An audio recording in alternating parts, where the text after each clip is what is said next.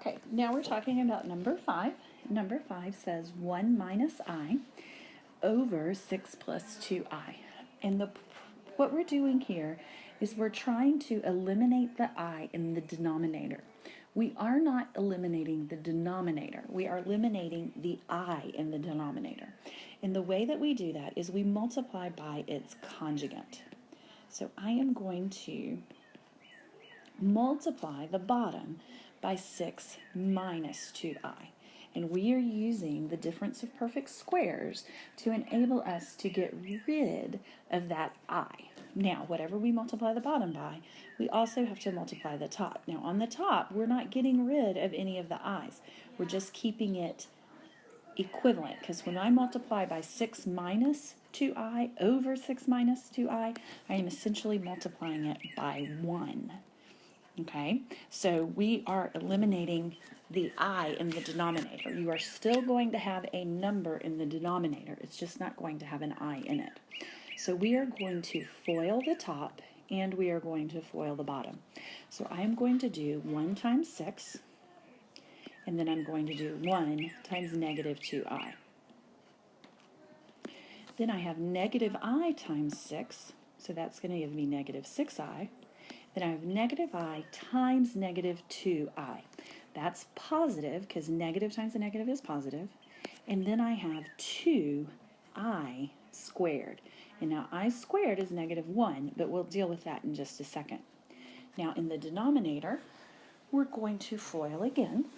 So I have 6 times 6 is 36. Then I have 6 times negative 2I. So that's negative 12I. Then I have positive 2I times positive 6. So that is minus 6, or plus 12I. I'm sorry. 2I times 6 is plus 12I. And those terms are going to cancel out when we combine like terms. Now I have positive 2I times negative 2I. So that is going to give me negative 4I squared. And again, we're going to deal with that I squared in just a second. So let's combine our like terms. So in the numerator, we have negative 2I minus 6I. So that is positive 6 minus 8I.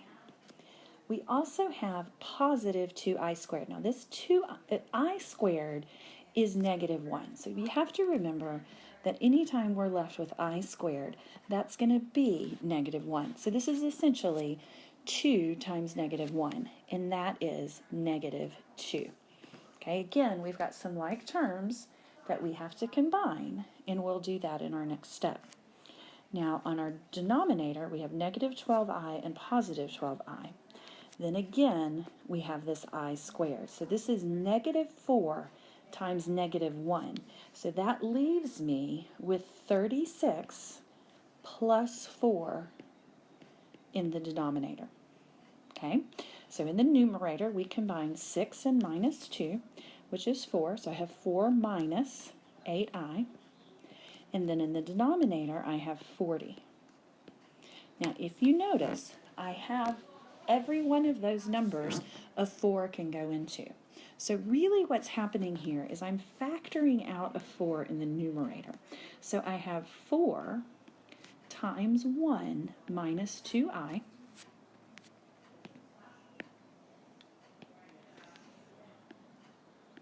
Okay, because 4 times 1 is 4, and 4 times negative 2I is negative 8I. Then in the denominator, I essentially have 4 times 10. Okay, so we know our 4's cancel out. And it is okay if you are left with 1 minus 2I over 10. That is a completely and totally acceptable answer right here. 1 minus 2I over 10 is an acceptable answer. However, you could split it. You could split it to 1 over 10 minus 2I over 10. And that 2I over 10 simplifies again, and you could have 1 over 10 minus 1/5 I. And that is also an acceptable simplified answer. It's just a matter of preference on how you would like to do it.